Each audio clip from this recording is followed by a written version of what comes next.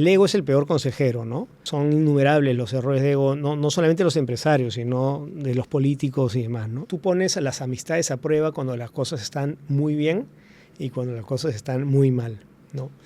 Nosotros en De Remate pasamos por un momento muy bueno, a 3 semanas de salir a bolsa, etcétera. Todo ese proceso fue increíble. Y luego pasamos por un momento muy malo porque no salimos a bolsa y al final tuvimos que vender la empresa, la compra de Mercado Libre y en fin. Hay gente que son excelentes gerentes, pero no son tan buenos ejecutores. Entonces lo pones a una empresa muy pequeña y no funcionan, no saben qué hacer. Y al revés igual. Al gran ejecutor lo pones a gerenciar y no necesariamente es igual de bueno. Es como el corredor, el que maneja un Fórmula 1 y el que maneja un tico en la avenida acá en México, no sé. Son dos juegos totalmente distintos. ¿Te has preguntado qué harías si el dinero no fuera una preocupación? Mi nombre es Cristian Arens y hace 5 años que soy libre financieramente. ¿Cómo lo logré? Quédate aquí y te contaré todos mis secretos. Hola amigos, ¿cómo están? Bienvenidos a un nuevo episodio de Invertir Joven. El día de hoy estoy muy feliz, muy emocionado porque tenemos a un gran invitado, fundador de múltiples emprendimientos, y hoy vamos a hablar seguramente del último en el cual está, y de hecho yo también estoy formando parte en cierta manera, así que ahora vamos a comentar un poco de Ref y ayúdenme a darle una fuerte bienvenida a Manolo Vea. Manolo, ¿cómo estás? Hola, ¿cómo estás, Cristian? Muy bien. Manolo, gracias por estar aquí. Quería empezar un poco contando tu historia como emprendedor. Creo que es bastante curiosa e inspiradora. La otra vez que la escuché en persona, cuando fuiste al foro en el cual yo estoy, fue súper interesante poder escucharlo. Así que cuéntanos un poco tus inicios. ¿Por qué decidiste comenzar a emprender? Después, ¿qué pasó cuando te fuiste a estudiar afuera? ¿Cómo llegaste con ciertas ideas? Y toda esa parte inicial de tu historia, ¿no? Ok. Bueno, yo empecé a emprender desde relativamente joven. Me gradué de la universidad y yo estudié afuera y volví en el 90 y justo en ese momento se aperturaba la importación de vehículos al Perú. Acaba de entrar Fujimori y abre la importación. Y decidí tomar la representación de la marca de autos más económica en Estados Unidos, que en ese momento era una marca llamada Yugo. Yugo porque lo hacían en Yugoslavia. Tomé la representación de esa marca, tenía 21 años y eso fue una odisea aparte, no sé qué tanto quieres que me meta en el tema, pero esa fue una primera experiencia complicada, no sabía hacer empresa. Yo había estudiado economía, pensé que estudiando economía me iba a preparar para ser empresario y no, que economía va por otro lado. Y al final esa empresa la terminé vendiendo y me fui a hacer un máster, un MBA afuera nuevamente. Y regresando y terminando eso, volví a emprender esta vez en tecnología. Hice una empresa de tecnología que se llamaba derremate.com. También fue otra historia interesante, ¿no? De emprendedurismo y demás. Estuve en eso un par de años y luego volví al Perú y empecé con Ref. Sí, yo quiero hoy ahondar en esta historia de Ref porque creo que las otras las has contado en otro podcast que son bien interesantes. O sea, las subidas y bajadas que tuviste en Yugo, que de hecho a mí me llamó mucho la atención esta importación que haces y que la empresa quiebra. Sí. Y luego en Derremate, la oportunidad que tuvieron de inversión por parte de eBay, me parece que fue, ¿cierto? Sí. Entonces, eso probablemente más adelante ahondemos de algún punto específico de eso, pero ¿cómo llegaste a Ref? ¿Y qué es Ref? Porque hay muchas personas que seguro escuchan esto que no saben qué es. Sí. Bueno, yo llegué a Ref porque después de 5 años del MBA volví a la universidad a tomar un curso de entrepreneurship, de emprendedurismo. En ese momento, un tiempo antes, bueno, fuimos porque Harvard estaba haciendo un caso sobre nuestra empresa, ¿no? Un caso que se enseñaba en el programa de MBAs. Y regreso ahí y estábamos muy sensibles porque como resultado o sea, de esta experiencia haciendo de remate, habíamos cometido algunos aciertos y algunos errores y nos hicieron un caso alrededor de eso. Yo tuve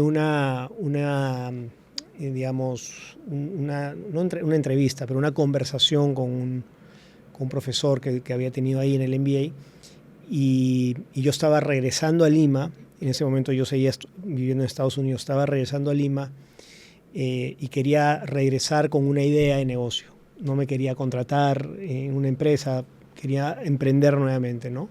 Un poco terco. Y él me habló de este modelo. Me pareció muy interesante, está bastante además sensible a esta idea de tener un advisory board que pueda ayudarme a cometer menos errores. Entonces enganché con la idea y conocí a los fundadores, eran unos señores que estaban basados en California, en San Diego, y enganché y tomé la representación inicialmente para el Perú y luego para los demás países de América Latina. Y así es como entré, ¿no? Así es como me enganché en el tema. Lo otro que me preguntabas es que cuente un poquito más de qué se trata, además, ¿no? Sí. Básicamente es una membresía que está dirigida exclusivamente a dueños de empresas o gerentes generales y que es por invitación, y una vez que entran a la organización son asignados a un grupo de entre 12 y 15 que no compiten entre sí, y estos 12 y 15 empresarios, gerentes generales que no compiten entre sí, se juntan una vez al mes a puerta cerrada para ayudarse entre sí a crecer. Y estas reuniones tienen distintas dinámicas, pero la más importante tal vez es la del caso. Traen las disyuntivas que más les quitan el sueño, donde hay mucho en juego, sea tiempo, dinero o emoción en juego, y de una forma muy estructurada se presenta el caso y los demás te dicen qué harían si estuvieran en tus zapatos. Entonces, de esa manera recibes una perspectiva externa, desemocional, desinteresada. Ahí nadie le vende nada a nadie. Desinteresada de cómo afrontar o abordar esa disyuntiva, ¿no? Y esta disyuntiva típicamente es empresarial, pero también puede ser personal, porque a veces lo que quita el sueño no es algo empresarial, sino personal. El trasfondo de todo esto es que REF básicamente le da a estas personas, los conecta a la sabiduría colectiva de un grupo de pares, ¿no? Y hablo de sabiduría porque realmente estas personas, estos empresarios, estos gerentes generales de distintas edades, con el pasar de su vida van acumulando experiencias y algunas de ellas las metabolizan, o sea, son experiencias que las internalizan y se vuelven aprendizajes de vida. A veces son conscientes y a veces son inconscientes. Está eso que te dices, el estómago me dice tal cosa, esa es una experiencia metabolizada. Entonces, lo que hacemos nosotros es conectar a estos empresarios a esa sabiduría colectiva del grupo, y colectiva más allá del grupo, porque hacemos cosas que van más allá del grupo, para que puedan tomar mejores decisiones y puedan ayudarse a crecer. Y cuando hablo de crecer, no me refiero solamente a que crezcan en la empresa, sino crecer como personas también. Buenísimo. A mí me encanta este concepto de comunidad, de ayudarse, de los grupos. Tú has trabajado, no sé, creo que con cientos o miles ahora de gerentes generales, y CEOs o dueños de empresas. Entonces te quería preguntar, ¿qué característica crees que tienen en común un gerente general o un dueño de empresa, ¿no? Que están dentro de este De Ref. de Ref? Mira, bueno, hay cosas que son en común a todos los... A ver, los empresarios y los gerentes generales son parecidos, pero son animales distintos, vamos a decir, ¿no? El empresario tiende a ser una persona un poco más... algunos decimos que somos más arriesgados, pero en verdad creo que somos más inconscientes, ¿no? Y el corporativo, el gerente general, encargado de dirigir la empresa, de liderar la empresa, tiende a ser una persona más estructurada, más ordenada, tal vez más disciplinada y demás. Pero en ambos casos, pues, lo que tienes en común es que tienes muchísima responsabilidad, tienes poder, pero tienes mucha responsabilidad por los distintos stakeholders de la empresa, los colaboradores, los empleados, los accionistas, los clientes, el mismo país, ¿no? Y es gente que está muy presionada en el tiempo, por su tiempo, tiene mucha presión de tiempo, y muchas veces tienden a mostrar una imagen de seguridad, porque claro, no quieren asustar a los stakeholders, llámese, ¿no? Clientes o empleados. Entonces, esta tendencia que tienen a no mostrar vulnerabilidad, no mostrar miedo, debilidad, tendencia, hace que no muchas veces se sientan solos, solos en la cima, la soledad en la cima, ¿no? No son muchas veces parte del círculo informal social en la empresa, los marginan un poquito, porque no se abren tan fácilmente con el equipo. Eso los va aislando, el feedback no les llega, el feedback honesto, directo, la gente no se atreve a dárselos. Entonces, lo que ocurre es que esa soledad en la cima genera con el tiempo puntos ciegos. Falta de feedback, sesgos, y eso atenta contra la buena toma de decisiones. Entonces yo te diría que en general eso es lo que ves en este tipo de personas que son responsables de la empresa. En el caso de Ref, la gente que entra a Ref es gente que son líderes empresariales que se dan cuenta de esto, que se vuelven conscientes de esto, que tal vez están buscando un espacio donde puedan sentirse cómodos en ventilar ciertos temas que no tienen con quién hablarlos. A veces socialmente no se da el espacio, no tiene una garantía de confidencialidad. Entonces están buscando un espacio donde puedan traer estos temas, a veces algunos de ellos personales, porque al final lo personal afecta en tu desempeño empresarial, ¿no?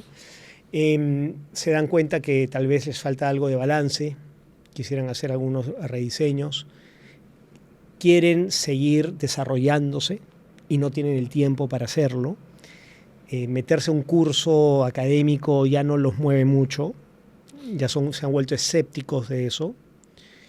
Y yo te diría que cuando pasa eso, cuando se sienten solos, no tienen con quién hablar mucho, quieren tomar mejores decisiones y se quieren seguir desarrollando, quieren balancear mejor su vida, etcétera, quieren seguir creciendo como personas, creo que a ese tipo de gerentes generales, empresarios, hacen más clic con el tema de Ref.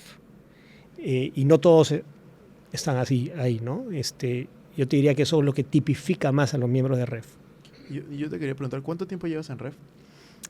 Yo empecé en esto hace 20 años y hace 5 y hace 5 años adquirí la empresa en Estados Unidos, que era la empresa madre, vamos a decir, la que me dio la representación que yo te conté.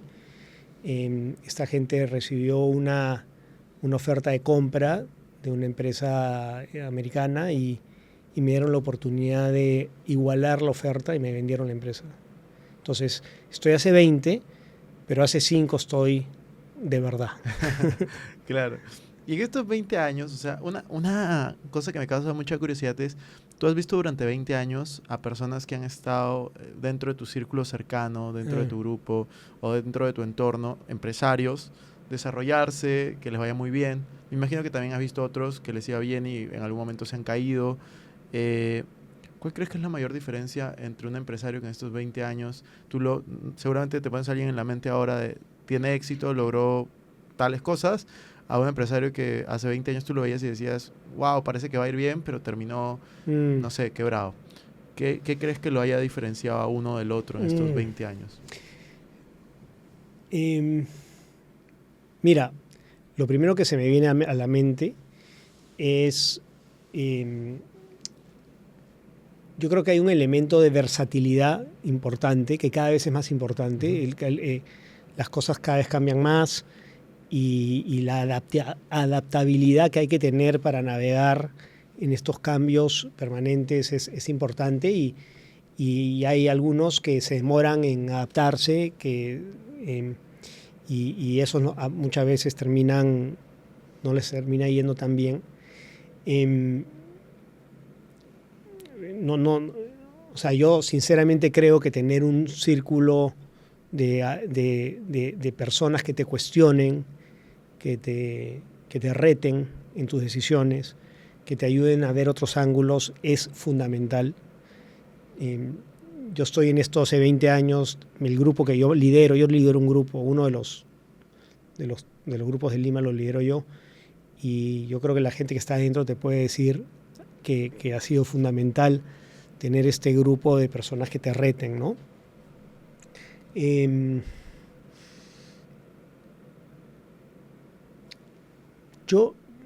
O sea, definitivamente, por ejemplo, la forma como te relacionas con el equipo ha cambiado en los últimos 20 años. La forma de liderar creo que ha cambiado. En general, yo te lo resumiría en eso, ¿no? Versatilidad, o sea, ¿no? Flexibilidad, versatilidad, apoyo, pero personas que no te digan sí, sino realmente que te reten en la toma de decisiones y la forma como te relacionas con tu equipo, que ahora es un liderazgo más auténtico, me parece más auténtico, menos jerárquico. Creo que si no tienes una relación con tu equipo de apertura, auténtico, donde hay mucha apertura mental, creo que nuevamente no recibes el feedback debido, ¿no? El liderazgo jerárquico que estuvo de boga hace 20, 30, 50 años, creo que hoy en día no llega, ¿no? Buenísimo. Y Manolo, yo también te quería preguntar un poco por ese momento que tú nos comentaste hace 5 años que decidiste comprar la empresa, ¿no? Hace 5 años estábamos en pandemia, ¿no? Cuéntanos un poco cómo fue ese reto para un modelo de negocio que se venía desarrollando de manera presencial, ¿no? Sí, eso fue... Yo tomé la decisión en el 2019, fue antes de la pandemia. De hecho, la compra se hizo el 1 de enero del 2020.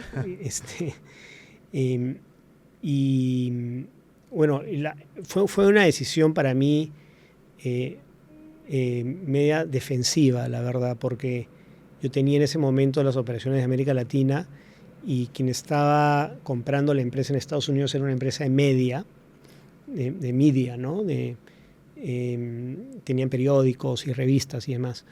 y era muy incierto para mí qué camino qué estrategia iban a llevar a futuro y sentía de que el negocio que yo había montado por 15 años estaba a riesgo de las voluntades de este nuevo comprador a quien no conocía yo. Entonces fue un poco defensivo, pero también llegó a reconectarme con la misión de lo que estábamos haciendo y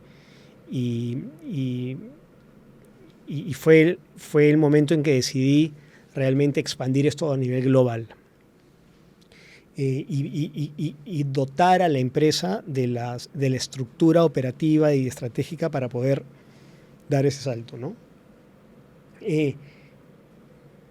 Y se nos cruzó el COVID, efectivamente, y tuvimos que hacer el foros por entre 1 y 2 años, dependiendo del país, virtuales. Yo al comienzo pensé que iba a ser imposible, porque la conexión personal en esto es demasiado importante, pero sorpresivamente la gente se quedó. ¿Y qué pasa? En esto que hacemos, los mejores momentos es cuando las cosas van muy bien y cuando las cosas van muy mal. Cuando van muy bien, la gente está creciendo, tiene muchos retos, oportunidades, y cuando la cosa está muy mal, tienes que ese soporte para tomar decisiones difíciles cuando las cosas están mal, también el grupo es muy importante. No lo digo porque estamos en países como en Venezuela, donde la retención es altísima, la gente se queda, y Venezuela, o sea, peor no creo que no puede ir, y en países donde va muy bien también. Entonces, en el COVID eso fue algo totalmente nuevo para todos, y creo que la gente se apoyó mucho entre sí para tomar las decisiones que tuvieron que tomar en esos 2 años.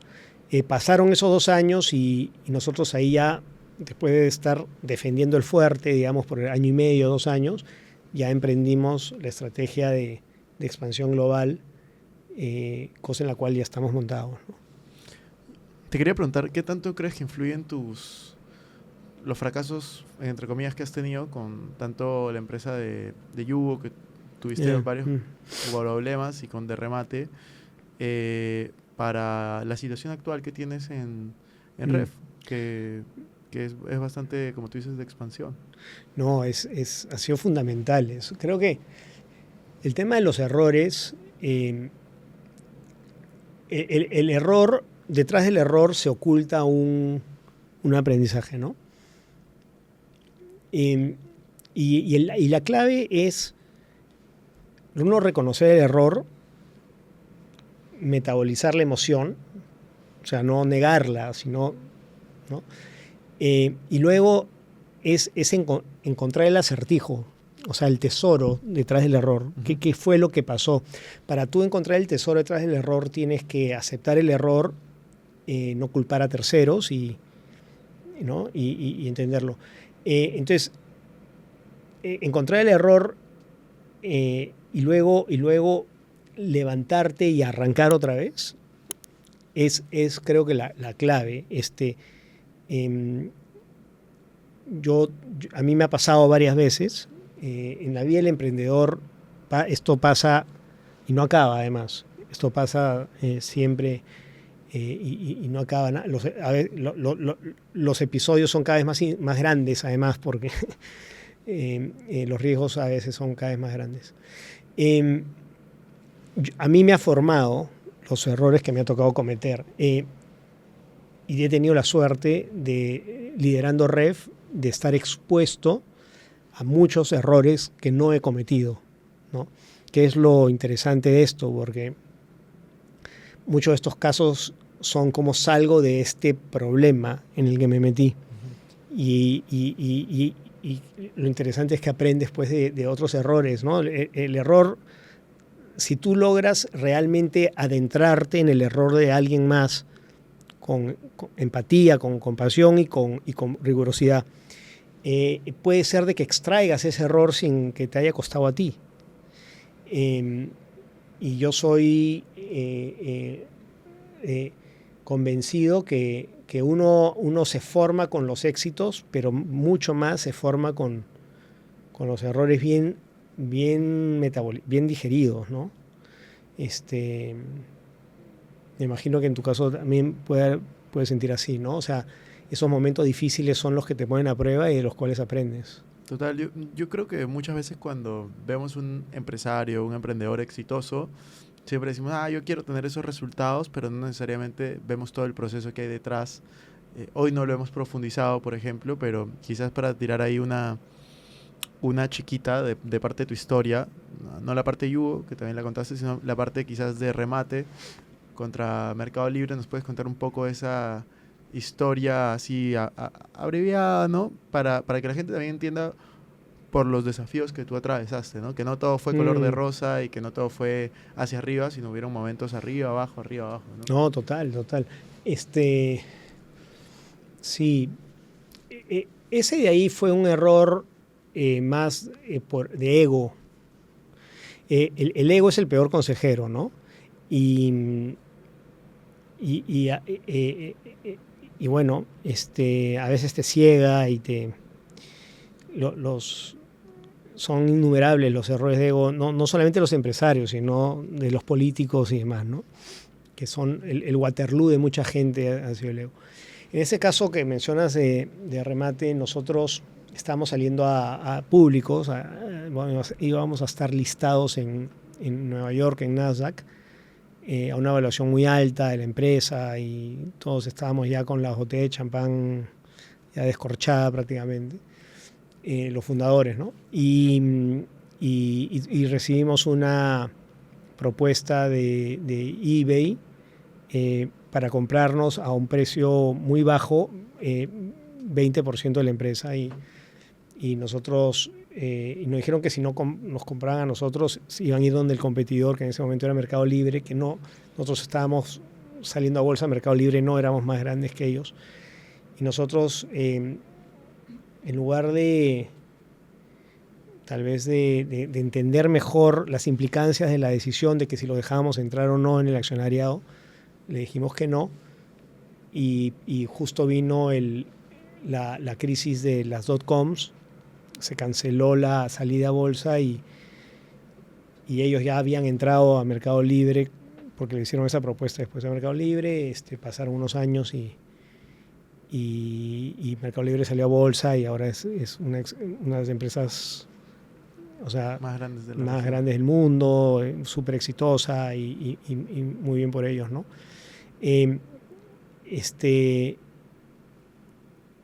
Y entonces nos dejó unos aprendizajes ahí. Y dicen que nosotros éramos 5 socios. Dicen que cuando pones tú, éramos muy amigos. Cuando tú pones a las amistades a prueba cuando las cosas están muy bien y cuando las cosas están muy mal, ¿no? Nosotros en Derremate pasamos por un momento muy bueno, a 3 semanas de salir a bolsa, etcétera. Todo ese proceso fue increíble. Y luego pasamos por un momento muy malo porque no salimos a bolsa y al final tuvimos que vender la empresa, en la compra de Mercado Libre y en fin. Y tal vez una de las memorias más bonitas es cómo los 5 nos navegamos el tope y el sótano. Nos hablamos casi todos los dos fines de semana al mes, tenemos 2 domingos al mes, tenemos un call los 5, nos vemos todos los años, nos hemos mantenido muy amigos. Y hemos hablado mucho sobre lo que pasó, ya lo digerimos, ya lo entendimos, hemos hecho otros negocios juntos. Tal vez si no hubiera pasado eso, nunca hubiera hecho Ref, que está muy conectada a mi propósito de vida y demás. En fin, las cosas pasan por algo, los caminos a veces toman curvas inesperadas, pero al final, mientras que tú, como te decía, entiendas lo que viviste, recojas, encuentres el aprendizaje y vuelvas y vuelvas a la cancha, todo bien. Al final solamente puede salir algo bueno de eso. Eso de volver a la cancha es muy importante, porque a veces enfrentamos algo que es tan fuerte que ya no lo queremos ni ver, ¿no? Y el emprendedor puede quedarse curado con un mal error, una mala experiencia y ya nunca más querer emprender. Y bueno, a veces el que insiste, el que repite, gana, ¿no? Diría que la mayoría de veces. Yo estoy alineado con eso. Y hay una palabra que mencionaste que a mí me llama mucho la atención, es propósito. ¿Cuál consideras que es tu propósito hoy en día? Mira, yo justamente estamos pasando por esos procesos en la empresa, y yo lo que creo es que mi propósito es ayudar a empresarios a acceder a sabiduría más allá de ellos mismos, para poder crecer más, crecer en todo sentido. Esto lo hacemos en REF a través de los foros, pero también más allá de los foros. Yo siento de que tengo pues fortalezas y debilidades, y mis fortalezas creo que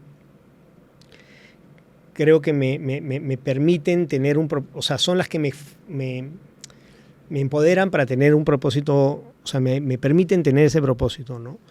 Lo que yo sé en lo que es armar empresas, cómo conecto con las personas, y en fin, mi propósito y el de REF están muy, muy alineados, muy alineados. Y eso es una suerte que, o sea, yo me siento muy, muy agradecido a eso, ¿no? Porque tú puedes tener una empresa muy exitosa, pero no necesariamente tu propósito personal está totalmente alineado con el propósito de la empresa, ¿no? Obviamente. En mi caso se ha dado eso, y disfruto mucho haciéndolo. Entonces, hay un fuerte sentido de propósito detrás de lo que hago, y creo que eso es solamente agradecimiento. Se puede sentir cuando te encuentras en una situación como esa, ¿no? Buenísimo. Cuéntame un poco más de esa frase, palabra que usas, que es sabiduría colectiva. ¿Tienes algún ejemplo, obviamente sin decir nombres, de un momento así clave que tú hayas vivido en estos 20 años liderando REF y estos espacios? Oye, mira, nosotros hemos visto de todo tipo de casos, ¿eh? O sea, hay casos de miembros que nos dicen, mira, lo que me está quitando el sueño es que no sé cómo lidiar con mi hijo adolescente, o con mi hijo ya en sus 20s, que no encuentra el norte. Y bueno, la experiencia, la sabiduría colectiva ahí del grupo es fundamental. O sea, mientras más comprometido estás desde el punto de vista emocional, financiero, de tiempo con un tema, menos claro ves el panorama, más opacado está el parabrisas, ¿no? Porque tienes miedos, tienes incertidumbre, no la ves claramente, ¿no? Entonces, hemos visto casos hasta de gente que a nivel personal que no sabía si separarse o no separarse de su pareja, ¿no? De su esposa, esposo, ¿no? Y han recibido un feedback nuevamente externo, bien intencionado, de cómo ver, de cómo abordar la situación, ¿no? A mí me encantan los casos en los que no hay unanimidad. Cuando un caso las personas que están ahí harían algo distinto, a veces contrario, pero sustentan por qué, ¿no? Me parece más interesante que los casos cuando hay unanimidad y todos están de acuerdo con algo. Eso no. Pero hemos visto temas como esos a nivel personal y a nivel empresarial, pues de todo, estratégicos de todo tipo, de compras, me compro el competidor o no la compro, vendo mi empresa o no la vendo, cómo estructuro esta compra, qué hago con mi mano derecha,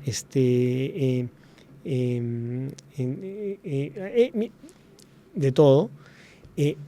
Al final lo que encuentras es que todos los casos tienen un trasfondo personal, profesional y de alguna manera empresarial.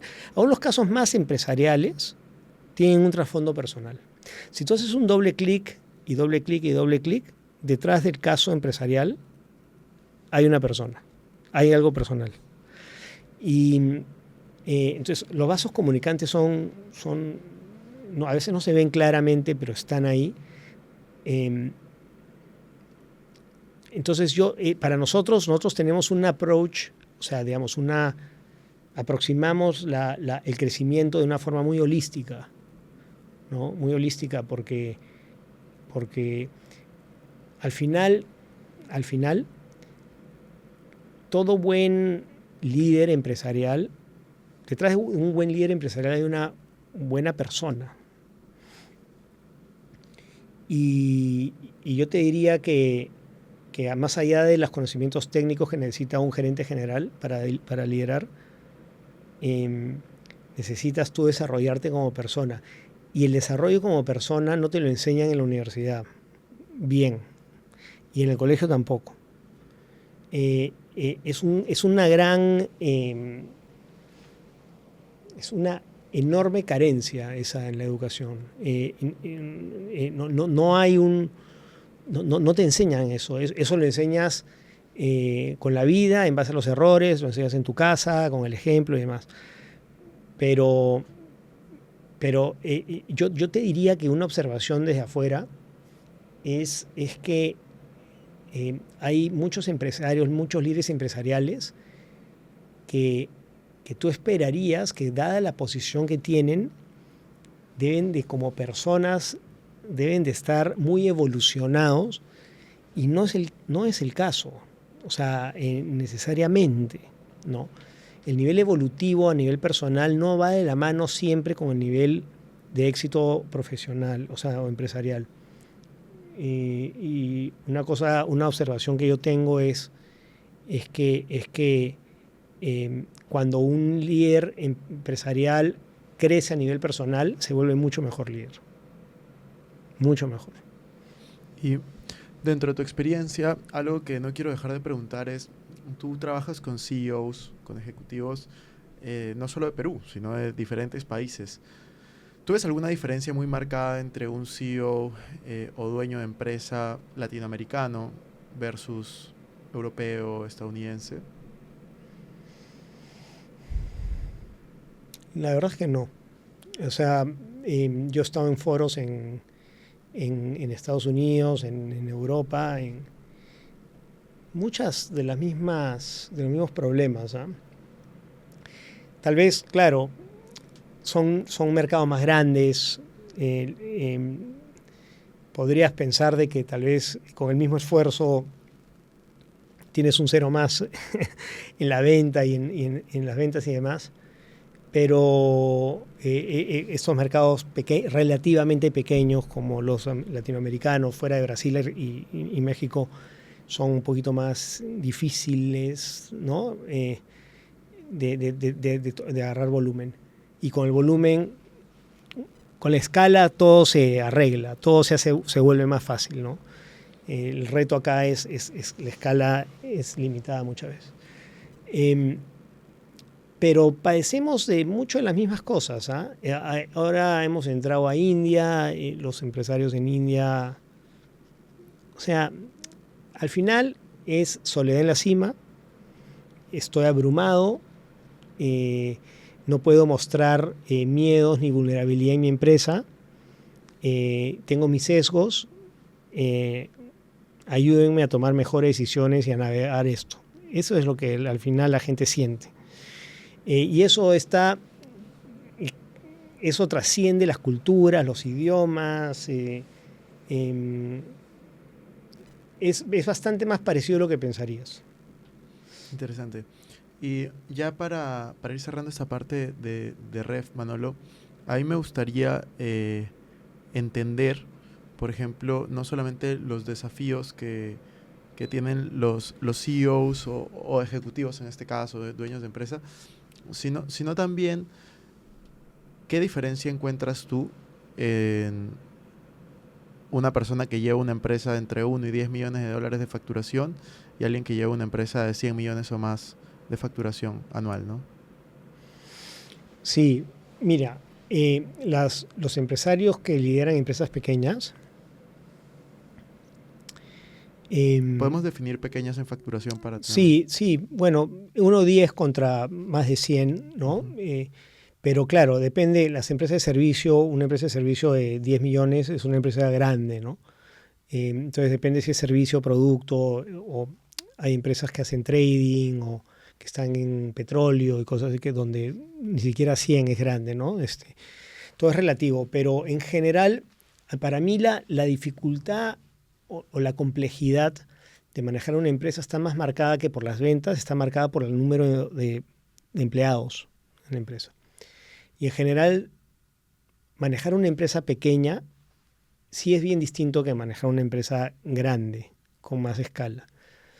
En la empresa pequeña, el empresario tiene que ser mucho más doer, tiene que ejecutar bastante más, tiene que ser autónomo en muchas cosas que hace.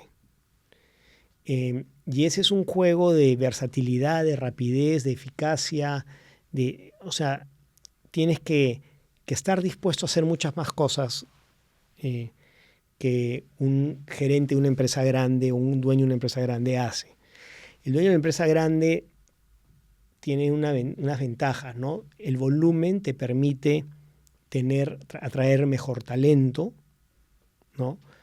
Pagar más, atraer mejor talento, y eso hace de que ese sea un juego más de cómo gerencias. En la primera, en la empresa más pequeña, es cómo ejecutas. En la empresa más grande es cómo gerencias. Hay gente que son excelentes gerentes, pero no son tan buenos ejecutores.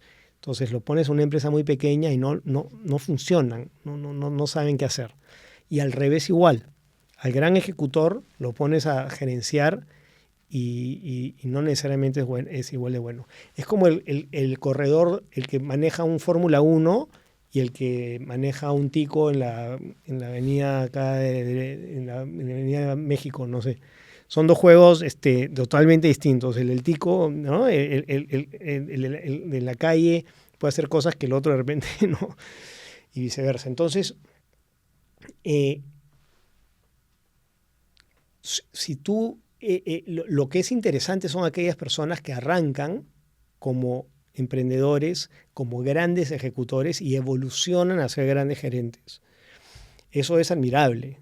Y hay muchas personas que, para empezar, todos los grandes empresarios de tecnología, muchos de ellos han empezado así, ¿no?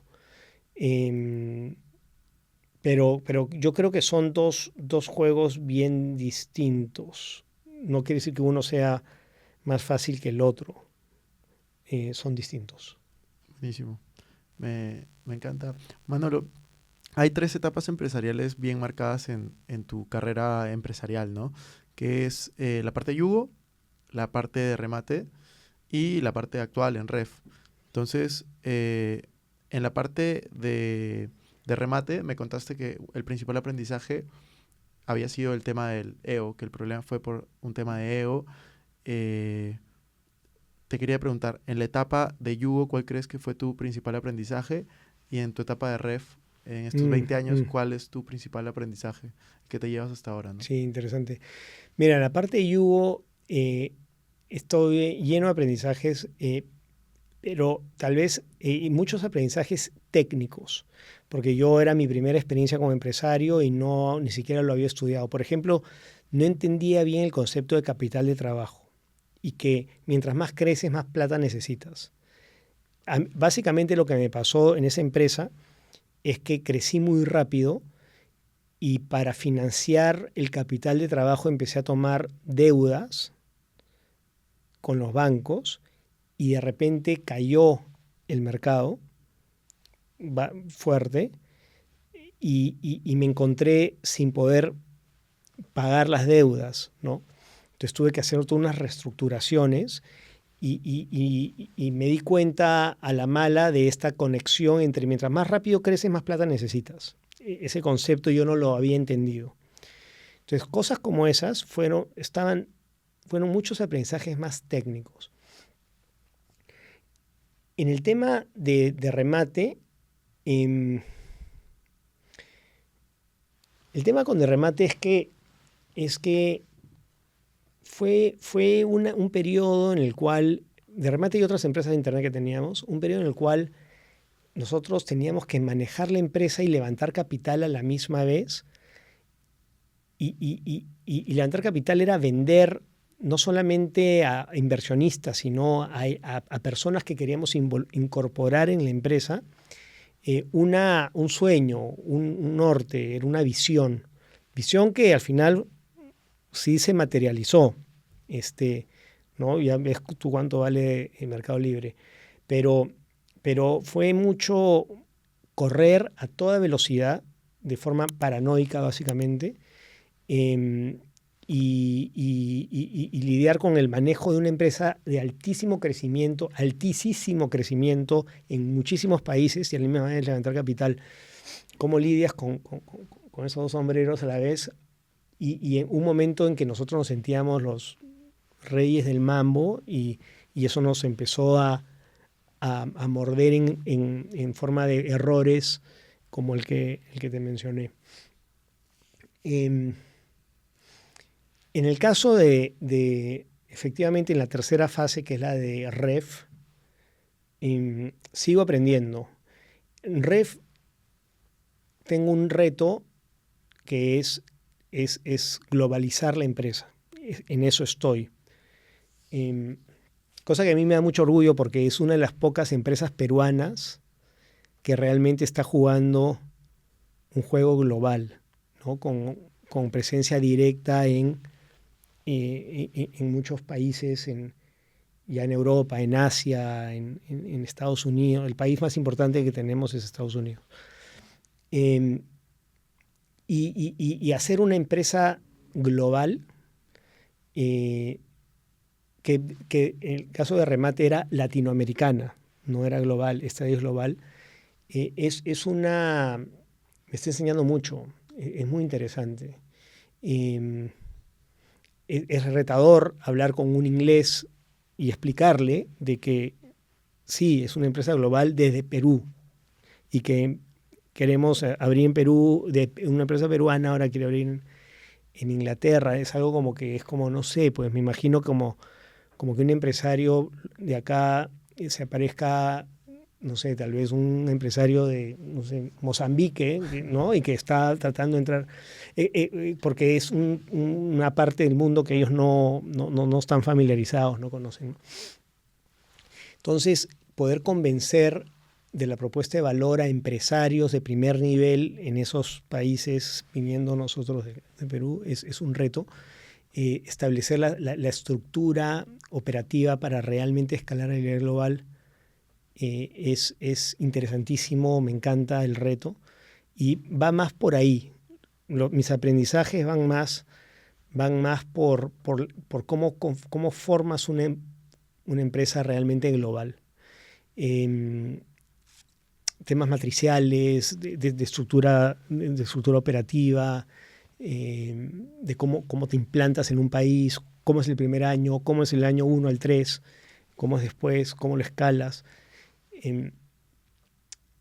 Un juego que en mis otras dos experiencias no iba a tener oportunidad de jugar, ¿no?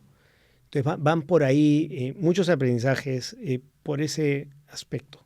¿Cuántos miembros hay en REF a nivel global? Estamos ya bordeando los 3.500. ¿Y con cuántos países? 25, 26 países. Wow, Sí, bien, te sí, felicito. sí. Y lo interesante es países muy distintos, con culturas muy distintas. em, muy entusiasmados con lo que estamos haciendo en India, en Londres. Eh, sí, interesante. Buenísimo. Manolo, para ir cerrando este podcast, tenemos 5 preguntas finales que le hacemos a todos los invitados. Así que vamos por la primera. ¿El libro que más veces has recomendado o regalado? Man in Search of Meaning, de Viktor Frankl. Buen libro. Me gusta. Sí. Es de mis libros favoritos. Segunda pregunta es una frase que te repitas constantemente o que se te venga a la mente ahora. Em, yo te diría, haz el bien y te va a ir bien. Tercera pregunta. Imagínate que no tienes empresa en este momento, no tienes patrimonio, tienes todos los conocimientos que tienes, tampoco tienes contactos y tienes $100. Te ponen ahí en una ciudad $100, todos los conocimientos, pero sin contactos, sin empresa, sin nada, y te dicen, tienes que salir adelante. ¿Qué harías? Si me das $100 y tengo que empezar de cero, Pero tienes todos tus conocimientos, todos. me compro, no sé cómo hago, pero me compro un pasaje a Silicon Valley y me instalo ahí. O sea, yo creo que solamente, o sea, creo que hay una revolución empresarial que está ocurriendo, así como cuando yo viví el Internet 1.0, ahora lo veo pasando con el AI y ese tipo de cosas que me encantaría, o sea, si yo no estuviera con las responsabilidades que tengo a nivel personal y empresarial, yo me iría para allá a ver qué hacer. Entonces, con esos $100 llegaría a Silicon Valley y me pondría a ver qué hacer. Buenísimo. No sé cómo llego con $100 allá, pero llego. Cuarta pregunta. ¿Cómo te gustaría ser recordado? Como una persona que vivió en sus propios términos y que impactó positivamente a los demás. Buenísimo. Manolo, muchísimas gracias por tu tiempo y por venir aquí. ¿Algo que quieras decir para cerrar este episodio? No, nada, muchas gracias por tenerme. Interesante compartir este tipo de reflexiones. Gracias.